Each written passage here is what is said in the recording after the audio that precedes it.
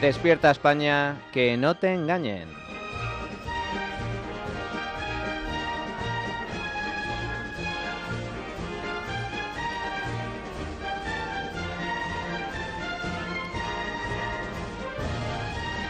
Antonio Escotado, genio y figura.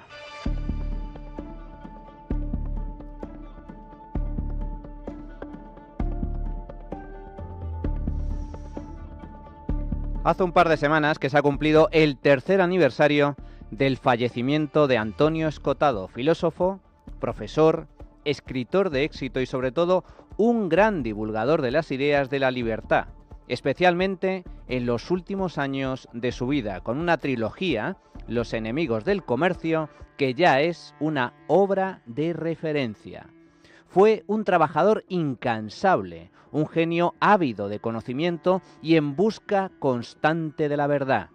Fue esa curiosidad y afán por el saber el que precisamente le llevó a descubrir las bondades del liberalismo tras profesar largos años de credo comunista. En los años 90 alcanzó fama mundial con su ya famosa Historia General de las Drogas, libro de referencia en su campo.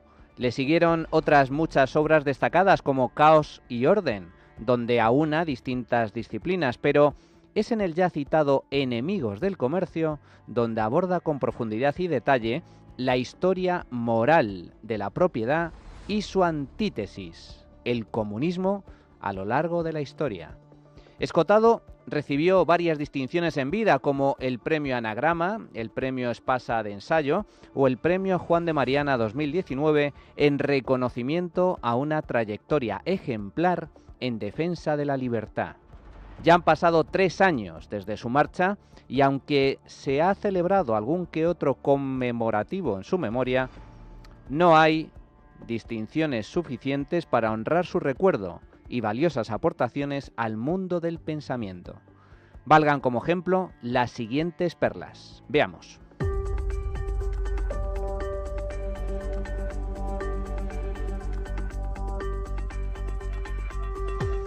Escotado descubrió el valor de la libertad siendo ya maduro, pero una vez encontrado, la defendió con una vehemencia, convicción y pasión inusitadas. Pensar que libertad es hacer lo que me da la gana es ser tonto.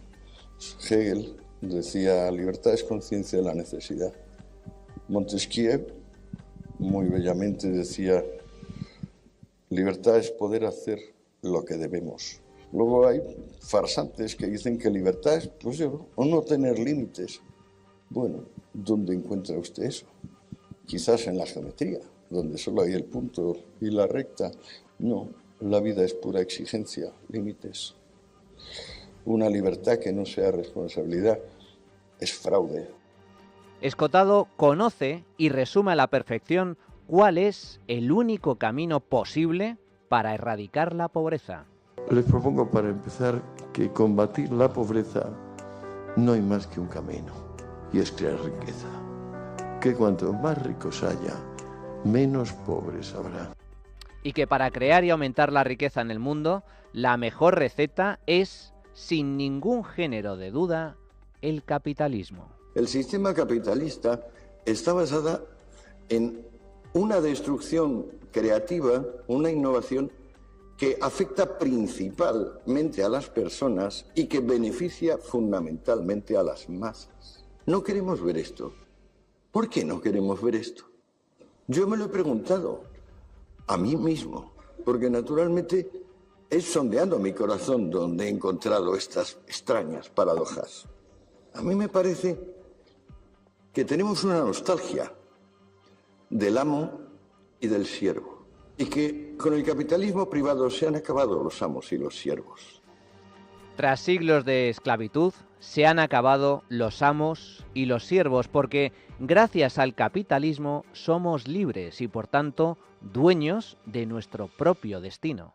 Ese capitalismo no está basado en explotar al obrero. Ese capitalismo está basado en que el obrero, al fin, es capaz de trabajar para sí mismo. Mientras durante 2000 años estaba obligado a trabajar para el otro.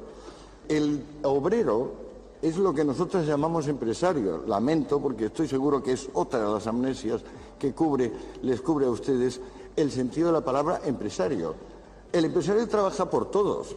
El empresario trabaja 5 veces más que el empleado. Uno de los problemas que tenemos en el mundo actual es pensar que un mundo de empleados sería viable.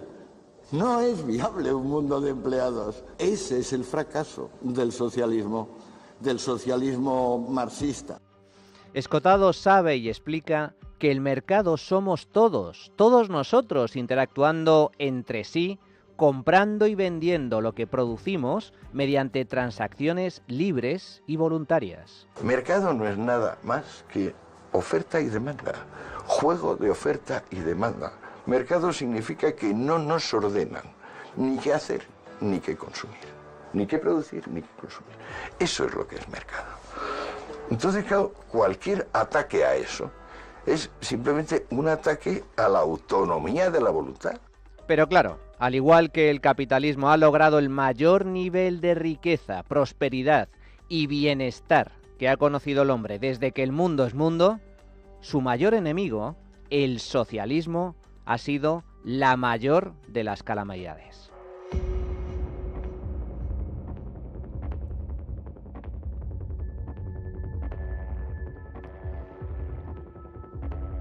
Escotado era muy consciente de que la teoría de la explotación marxista, es decir, la plusvalía que en teoría los malvados burgueses robaban a la clase obrera, no es más que una filfa, un cuento, uno de los mayores engaños de la historia. Y esto mismo lo defendía ante cualquiera, incluido Pablo Iglesias, fundador de Podemos. ¿Qué es esto de la plusvalía? ¿Es cuantificable la plusvalía?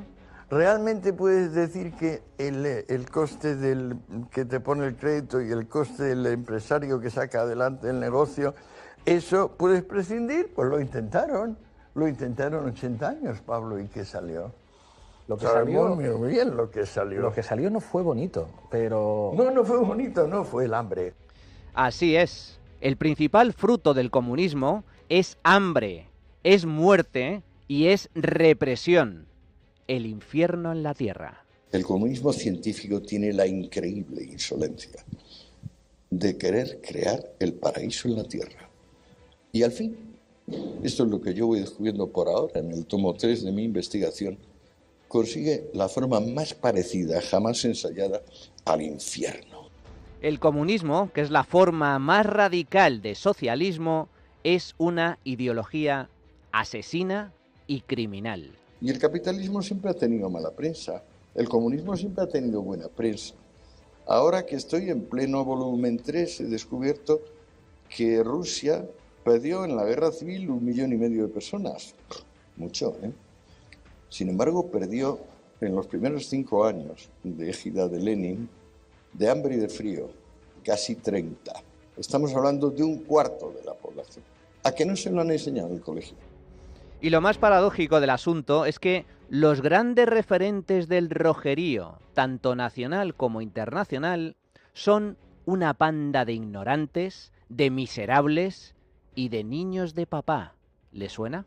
¿Por qué no sabemos, por ejemplo, que todos los jefes de fila del comunismo fueron señoritos, hijos de papá, que vivieron de sablazos y de lo que les daba a su familia? ¿Por qué no recordamos que Marx dejó morir de hambre y de frío a 3 hijos antes de trabajar en la Academia de Lenguas que tenía a 2 cuadras su amigo Wolf? ¿Sabían ustedes que Lenin vivió 30 años de las remesas de su mamá? Ni un solo cabeza de fila igualitarista ha trabajado. Todos han creído que podían vivir de revolucionarios profesionales. Así, por ejemplo, define Escotado al Che Guevara. En cuanto a Guevara, que todavía le siguen llevando en las camisetas, un carnicero miserable, analfabeto, subnormal, que además nunca ganó una batalla, cobarde, eso sí, experto en fusilar a los demás, una basura humana a la que todavía respetamos como si no fuese basura humana. Entre otras valiosas lecciones, Escotado también le aclaró a Pablo Iglesias que en el fondo no había diferencia alguna entre comunismo y nazismo, pues ambos ansiaban acabar con la propiedad privada. Y sin propiedad, amigos, no hay libertad ni riqueza posibles. ¿Tú ves alguna diferencia seria entre bolcheviques y nazis? Sí, ¿Cuál? muchas diferencias. ¿Cuál? Para empezar, que hubo unos que les ganaron la guerra a los otros. No, pero no, Y es la batalla ideológica, es todas las del mundo, de proyecto económico, todas las del mundo. Pero Hitler es el primero que dice que no hay propiedad y que lo que primero hay que establecer la raza, pero que luego se acabará con la propiedad. Pero si a los, Hitler es socialista a los primeros que elimina Hitler en Alemania es a los comunistas alemanes, que son su principal enemigo. Pero ¿quién le pone eso ante delante? ¿Es Stalin el que le dice a Thälmann, que es el jefe de los comunistas alemanes, pacta con Stalin? Por socialistas, ninguna diferencia. Los dos eran socialistas. Hitler estaba contra la propiedad privada tan claramente como... Pero sí protegió a todas las grandes empresas. Claro, para poder sacar adelante su guerra, su victoria y su no sé cuánto, pero en el Mein Kampf lo dice clarísimo. Dice, primero hacemos lo de la raza y el triunfo y luego hacemos lo de la propiedad. Leas el Mein Kampf. El socialismo no funciona nunca ni en ningún lugar. Ni en la Rusia comunista de Lenin y Stalin, ni en la Alemania nazi de Hitler, ni en la Venezuela bolivariana de Hugo Chávez. En el caso de Venezuela, es un señor que ha conseguido, el señor Chávez, porque ese es el origen, empobrecer brutalmente a un país, diciéndole que con tal de hacer la revolución ya estaba bien. No importaba ponerse a pasar hambre o ponerse a sufrir opresión. No importa que andemos desnudos, no importa que no tengamos ni para comer. Aquí se trata de salvar la revolución. La revolución, esa sí que es la palabra que está en crisis.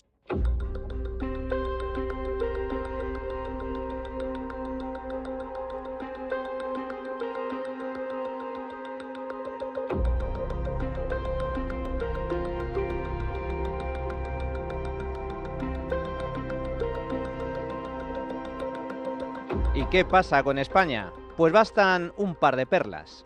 Esto es lo que pensaba el maestro Escotado sobre el expresidente mexicano Andrés Manuel López Obrador y su exigencia de que España pida perdón por la conquista de América. Debemos recordar al señor Obrador que Tlaloc, el dios de la lluvia, había que inmolarles criaturas con menos de un año de edad, y que los inmensos osarios que descubren cada día los arqueólogos demuestran que los aztecas no solo sacrificaban una mediana de 50.000 personas al año, sino que se los comían, porque entre otras cosas eran tan barbáricos que no habían descubierto la rueda, no tenían ganado.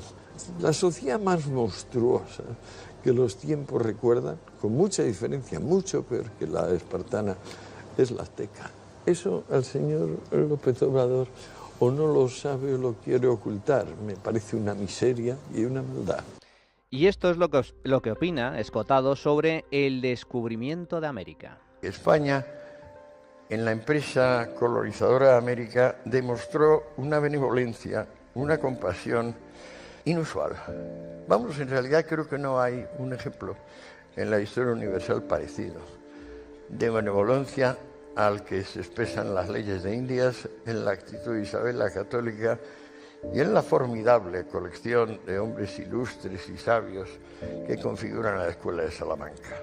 La Escuela de Salamanca es la primera reinterpretación del mundo comercial que emerge tras la crisis de la sociedad clerical militar. Es admirable cómo gentes de tipo del Padre Mariana, Molina, Suárez, Báñez, Vitoria, Las Casas, piensan en una sociedad pacífica donde las personas compran y venden cosas y se prohíben comprar y vender personas. Y esto es lo que opina de Zapatero y de Pedro Sánchez. En España hay un señor llamado Sánchez, sí, que hace tiempo, hace un año así, yo dije, el problema de este señor es que no existe. Es decir, es un fosfeno. Un fosfeno es lo que se produce cuando cerramos el ojo y sobre el párpado se producen como unas señales difusas de luz. Nuestro caballero es un fosfeno del caballero zapatero, que a su vez no es un fosfeno, sino una maldición, pero muy seria. Como no teníamos desde Fernando VII, lo peor que le ha pasado a nuestro país, con diferencia, peor que Fernando VII, que es el que ha sacado el hacha de la guerra civil y del odio y sobre todo de la mentira, con tanta desvergüenza que encima ha sacado una ley de memoria histórica. Ay, maestro, cuánto se le echa de menos. Antonio Escotado, filósofo, escritor, maestro, genio y figura.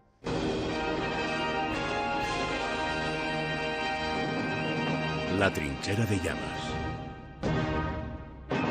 Es radio.